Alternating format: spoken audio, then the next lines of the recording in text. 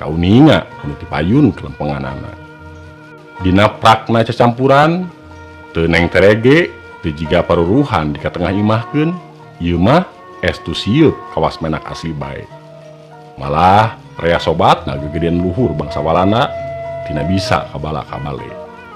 Teu mangkuk 2 tahun jadina jaksa Boncel nampi Nugraha Pangagung diangkat karena jadi Bupati Caringin.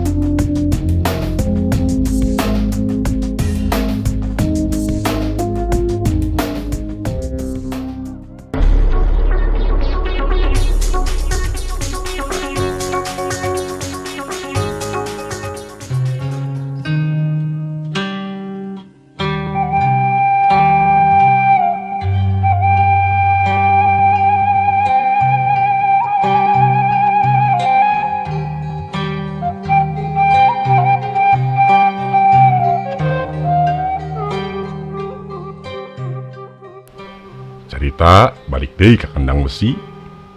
Waktu si Boncel ngarit nepi ka sore teu datang bae, kabeh pangisi lembur kandang besi jadi ribut. Marlangeun sieun si Boncel geus maot ditekuk maung. Indungna eureun-eureun ceurik. Isuk-isukna kabeh lalaki arindit nareangan. Kusabab sangkaan maranehna si Boncel dibawa ka leuweung ku maung. Maranehna langsung arindit ka leuweung. Kabeh guha di tempoan, kabeh jungkrang di papayan. Tapi nepi ka sore si Boncel tacan kapanggih. Poe isuk-isukna neangan diteruskeun, tapi teu kapanggih keneh, teu kapanggih hirupna, teu kapanggih mayitna. Kalawan pegat harapan ngaranna teh terus baralik. Waktu keur baralik ngungun aya nu cumarita hiji budak ujug-ujug ngejorowok. Tingali ieu arit jeung sunu si Boncel. Nu keur lalempang kabeh eureun tuluy nyalampeurkeun budak ngora nu ngagorowok teh. Katinggal kumaranehna arit jeung sundung handapkeun tangkal waru. Bener, ieu arit jeung sundung si Boncel, ceuk dunungan si Boncel. Tapi kamana manehna? Pasti geus dibawa ku maung ka leuweung, Ceuk nu saurang. Tapi di dieu mah taya tapak maung, ceuk bapana si Boncel. Mun aya dibawa lumpat ku maung, tangtu tapak-tapakna bakal kaciri tetela. Sabab waktu eta hujan gede. Mun kitu kamana atuh manehna teh? Ceuk dudunganana sakali deui. kumaha bae oge kami yakin si Boncel geus dibawa lumpat ku maung ka leuweung. Ceuk lalaki nu pangkolotna. Bener? Bener. Ceuk nu sejena meh bareng. Mun kitu taya gunana deui di teangan. Ceuk dununganana pamenta pa Boncel supaya poe isukna di teangan deui. Eueuh nu ngadenge kabeh jelema geus yakin yen si Boncel geus maot. Karek bae pa Boncel nepi ka buruan, Ma Boncel geus muru mapagkeun sarta nanya. Mana anak urang, Pak? Sabar, tacan kapanggih. Jawab Pa Boncel bari sasat mebetkeun maneh. Tuluy kumaha? Ceuk Ma Boncel bari ceurik. Moal nareangan deui. Jelema-jelema maranehanana ge ngarasa yakin yen si Ujang geus maot ditekuk maung. Ceuk Pa Boncel. Ocen anak king. Ma Boncel nyambat-nyambat anakna. Sabar, Ma. Bapak yakin si Ujang mah masih kena hirup. Tangtu mau ge masih inget. Si Ujang disabaraha kali menta idin ka urang. Rek menta eureun ti dununganana nu beungis teh. Si Ujang hayang indit ngumbara keur ngadu untung. manehna hayang jadi jelema supaya bisa nyenangkeun urang. Bapak yakin ayeuna manehna indit ngalaksanakeun cita-citana. Anggur urang doakeun supaya cita-citana gancang dikabul. Sanggeus diomongan Pak Boncel, Ma Boncel kari inghakna bae. Manehna inget deui kana omongan si Boncel bareto. Ma, idinan Ocen indit ngadu untung. Muga-muga Ocen pinanggih jeung kabagjaan. Mun Ocen jadi jelema beunghar atawa jelema boga pangkat, tangtu emak jeung bapak oge baris milu senang. Sabalikna, mun Ocen tetep bae ngadunungan kadunungan nu beungis teh, lain bae teu bisa nyenangkeun kolot. Awak bisa jadi baris langlayeuseun. Kusabab kitu idinan Ocen indit, Ma. Sorana nongkoreng keneh dibarengan ceurik bari nyusut Cipanona nu ngagarendang. Maneh ayeuna geus indit Ocen, mak teu boleh ngadoakeun teu saat-saat. Boncel ngendek ulasan tahun lilana disaprak si Boncel leungit. Dina hiji poe kalembur kandang besi aya hiji padagang bangkelan, padagang barang-barang kolontong anu ngider kalembur-lembur. Ngadon mondok di imah Pak Boncel lantaran kapeutingan. Peutingna meme sarare eta semah jeung Pak Boncel ngarobrol. Omonganana dina ngiderkeun barang-barang teh rea pisan tempat-tempat anu geus kapapai. Caringin oge kungsi didatangan pokna. Basa kuring dagang ngider kecaringin kabeneran didinya keur aya raramean. Istrenan dalam anyar rame pisan Pak. Teu kungsi satengah poe barang-barang kuring geus payu kabeh. Padahal harga anak kuring dirayakeun 2 kali lipat. Malah aya nu 3 kali lipat. Wah, untung pisan atuh. Cek Pak Boncel unggut-unggutan. Kitu padagang mah mun keur untung teh omongna. Tapi mun keur sial saperti ayeuna keur dahar oge meh-mehan teu aya, jaremping sakedeung. Untung jeung sial teh geus suratan nasibnya Pak. Bener nak, cek Pak Boncel. Saperti dalam anyar dicaringin teh apa? Cek beja anjeunna lain turunan menak. Anjeunna jelema biasa bae, asalna ti dieu ti Priangan. Jenenganna oge henteu saya saperti dalam-dalam nu sejen. Ngan Boncel? Hah? Saha jenenganna teh nak? Cek Pak Boncel kaget. Boncel Pak, dalam Boncel? Boncel? Ma Boncel nu keur nyeupah milu kaget. Diukna pindah ngadeuketan semahna, pokna. Anak kami nu leungit oge ngaranna Boncel.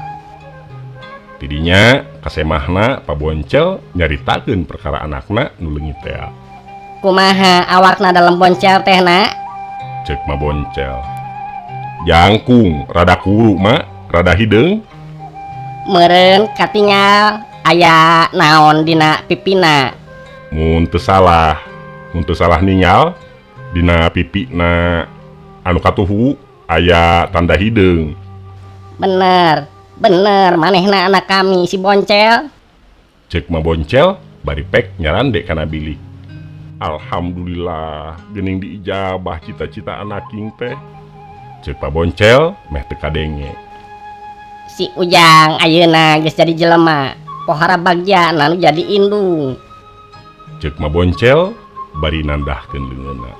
Tapi bisa jadi dalam Boncel teh lain anak emak jeung bapak.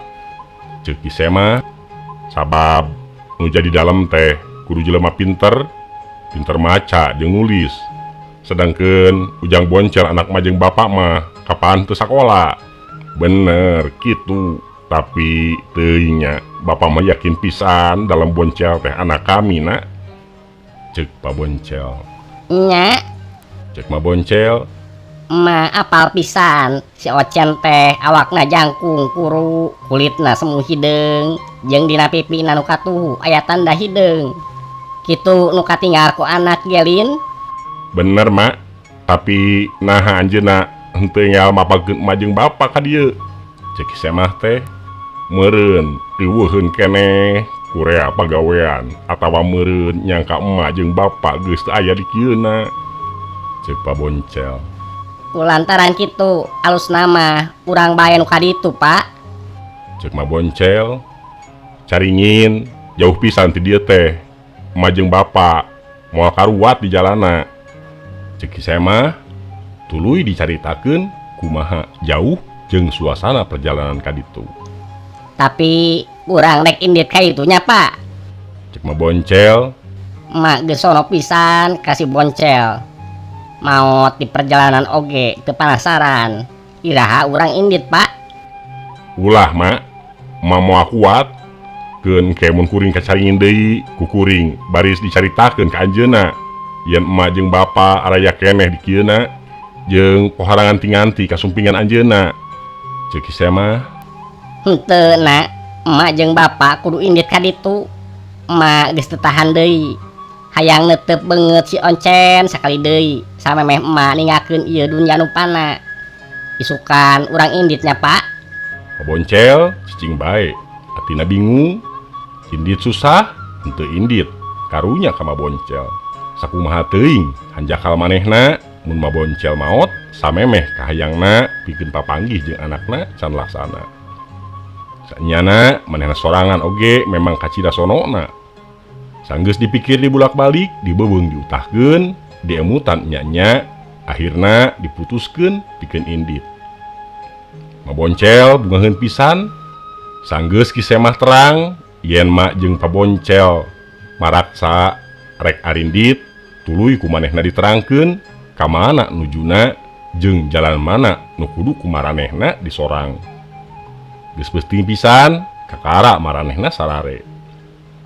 Kacaritakeun Mak Boncel jeung Pak Boncel lumaku muru caringin.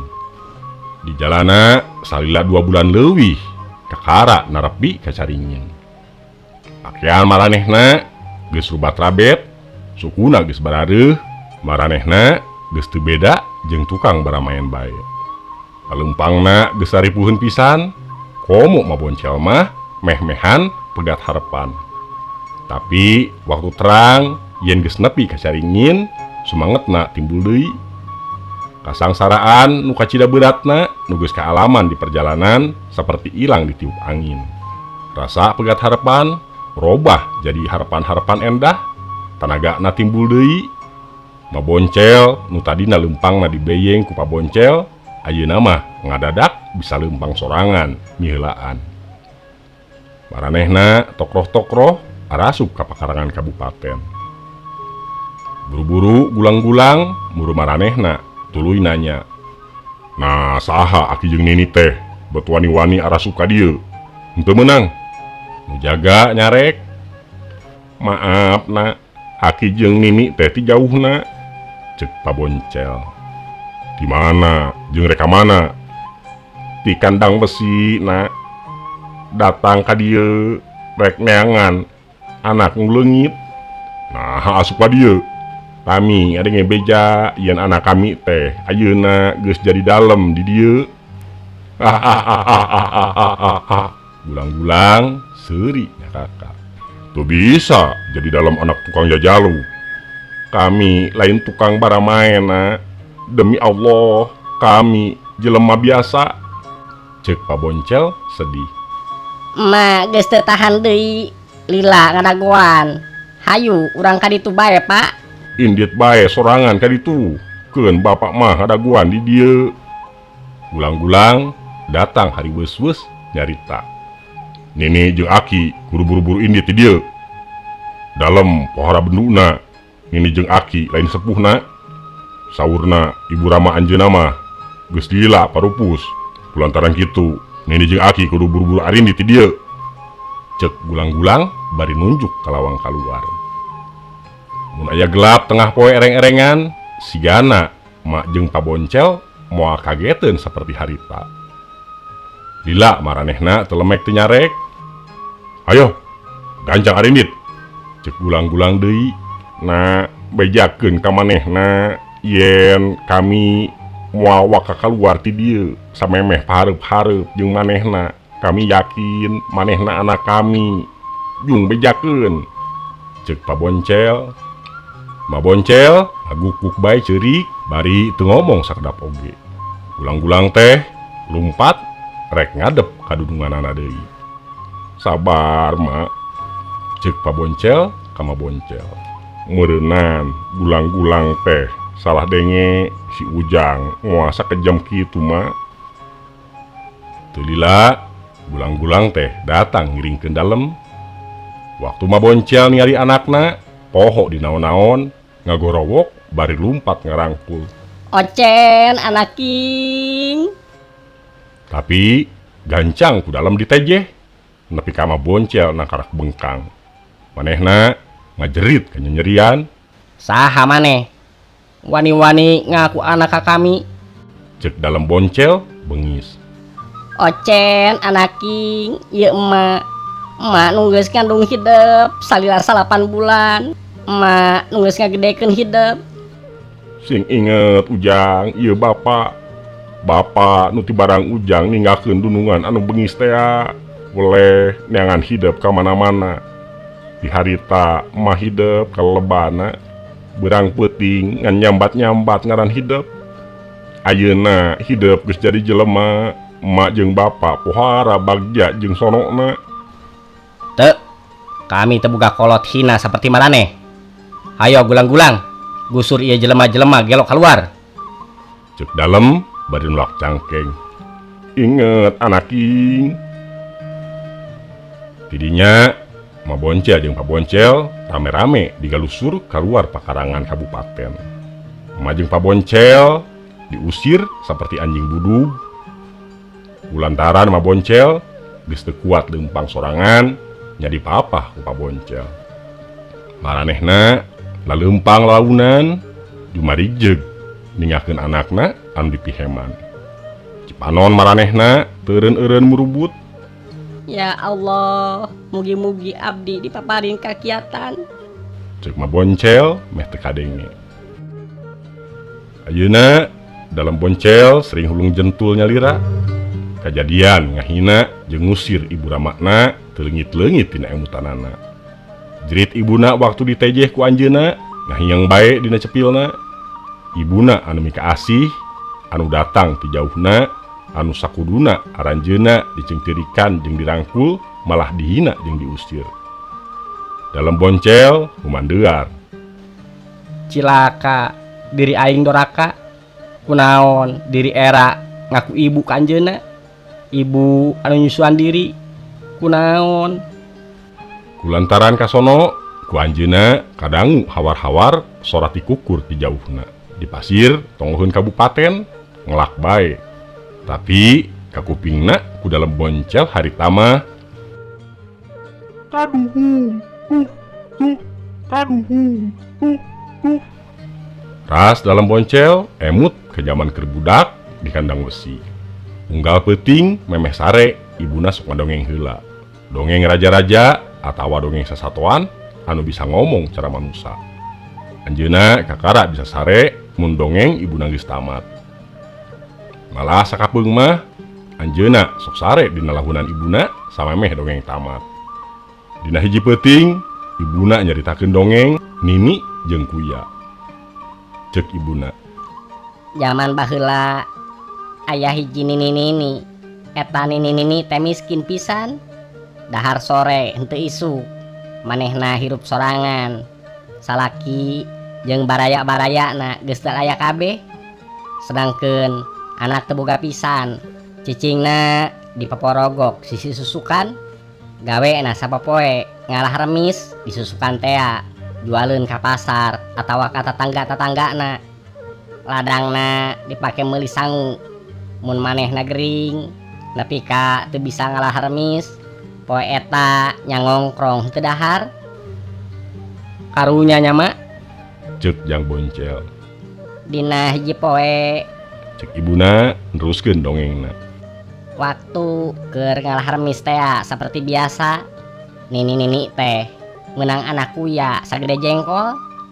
Si Nini teh pohara kageteunana sabab eta anak Kuya teh bisa nyarita seperti jelema. Ngomongna teh, "Ni kuring ulah dipaehannya engke mun kuring geus gede kuring rek mulang tarima kana kasayan ini. Si Nini teh ngajawab, hade na maneh ku Nini mau dipaehan cenah. Si Nini nyaheun pisan ka anak kuya teh dipiara di hade-hade di wadahan dina jajambaran cai jeung parabna enggak poe diganti. Beki lila kuya teh beki gede barang geus gede batok kuya teh ngomong ka si Nini nu harita rek ka pasar ngajual Hermes. Nini engke mun Hermes geus payu kuring pangmeulikeun bibit waluhnya kuring hayang melak. Hade na kitu jawab si Nini teh. Datang ti pasar si Nini mikeun siki waluh sabungkus kasih kuya teh. Kuya teh pohara atau heunana isukna eta siki waluh teh ku si kuya nita si Nini diawurkeun di tegalan. Kabeneran waktu harita teh usum ngiji tina sabungkus teh siki waluh anu jadi ngan sasiki. Jadina pohara montokna beki lila beki gede tuluy kembangan tuluy buahan buahna oge ngan sasiki geus sare jang. Cek mah Boncel nanyakeun anakna. Tacan mak teruskeun. Waluh nu sasiki teh beki lila beki gede beki kolot. Warnana tina hejo geus robah jadi koneng kacok-kacoklatan. Dina hiji peuting waktu si Nini keur ngeunah-ngeunah nyeupah ujug-ujug manehna ngadengi kuya nyarita sorangan. Pokna teh, nun moyang abdi hoyong mulang tarima ka si Nini nu tos miara jeung mi asih abdi. Mugi moyang maparin pituduh. Isuk-isuk pisan kuya teh geus ngahudangkeun si Nini tuluy diajakan ka tegalan ngalawaluh nu sasiki teh. Ala waluh teh ni tuluy bantingkeun sing tarik. Ceuk kuya sadatangna ka kebon. Kunaon kudu dibantingkeun na? Ceuk si Nini heraneun. Kitu pituduh moyang ni. Waluh teh ku si Nini diala tuluy dibantingkeun satakerna. Ajaib atuh waluh teh jadi gedong anu agreng lengkap jeung eusina. Salian ti eta di jerona aya peti-peti nu eusina emas jeung perak. Si Nini colohok heraneun. Terus kuya teh ngomong, "Nin, eta gedong teh jeung eusina kabeh milik Nini. Ti poe ieu Nini teu kudu ngalah Hermes deui. Nini menang senang-senang terus." Nepi ka maotna si Nini henteu kakurangan sandang pangan. Gerareup jang dongengna geus tamat. Bari merubut Cipanon dalam Boncel ngagerendeng. Manehna ukur kuya sato ngarayap tapi hatena pohara mulyana ari aing manusa jeung bupati deui. Lain bae henteu mulang tarima tapi malahan ngahina jeung ngusir indung bapa anu mika asih aing ti leuletik.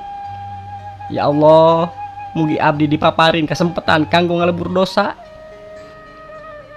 Dina hiji poe dalam Boncel kata rajang kasakit. Ateul sakujur salirana. Tadi nama dianggap ateul biasa bae, tapi lila-lila kanyataan taya obat anu mati. Dukun lepus para disakti kabeh dikumpulkeun, tapi jampe jeung ubarna taya nu mental. Malah kasakitna beki parna. Lantaran eta sakit dalam Boncel pohara sangsarana. Calik teraos, ngadeg oge teraos, tanganana terus gegetret. Sakapeung nepi kalali make pakaian. Boh beurang, boh peuting, meh teu tiasa kulem, socana balik air beureum jeung ngucur sayan bae. Salirana anu langsing teh beuki langsip bae. Anjeunna teu boleh rumahu. Moal salah, ieu sakit teh lantaran doraka. Beuki lila kasakitna geus meh teu katahan deui. Lamun kieu bae aing bisa gelo. Duh ma bapa hapunten putra. Ayeuna anjeunna geus gilig rek ka kandang besi, rek nyuuh ka pangkonan ibu ramakna. Rek nyuhunkeun ampun atuh gancang diayakeun sasadiaan. Ponggawa-ponggawa anu kudu ngiring ditangtukeun. Kuda-kuda, boh kuda tunggang, boh kuda umbal dijagrakeun. Pakaian anu aralus keur ibu ramana disadiakeun. Nya kitu deui kadaharan-kadaharan anu ngareunah boh keur bekal di jalan jeung keur oleh-oleh ka ditu. Dina poe nu hade, rombongan dalem Boncel teh mangkat. Dalem mah lantaran teu damang ditandu, diiring ku ponggawa-ponggawa tarumpa kuda. Sababaraha kuda umbal pinuh ku muatan, dicaringin di Banten, kalembur kandang wesi di Garut Kidul teh lalampahan jauh pisan. Anjog ke kandang wesi, rombongan teh langsung ngajugjug ka imah emak jeung Pak Boncel bae. Tapi naon nu katingali ku dalem Boncel? Imah sepuhna ngan tinggal urutna bae, malah geus jadi kebon eurih sadedeg-sadedeg. Di urut tetangga-tetanggana dalem kenging keterangan yen mak jeung Pak Boncel samulangna titas neangan anakna teh garering, teu lila, tuluy maraot meh bareng. Ngadangu beja kitu dalem Boncel ngajerit les kapiuhan. Sanggeus emut deui, anjeunna lumpat bari gegetret ngajugjug pajaratan mak jeung Pak Boncel. Gabrug barangkul tutunggul ibu ramana, tuluy nyuuh kana tutunggul ibuna. Ngaguk-guk nangis nyerian, bari nyambat-nyambat ibu ramana nyuhunkeun dihapunten. Salira dalam Boncel, akhirna pinuh ku kesrek dugi ka pupusna. Pamirsa, rupina mung sakitu anu tiasa kapihatur dongeng si Boncel atapi dalam Boncel bagian kedua tamat.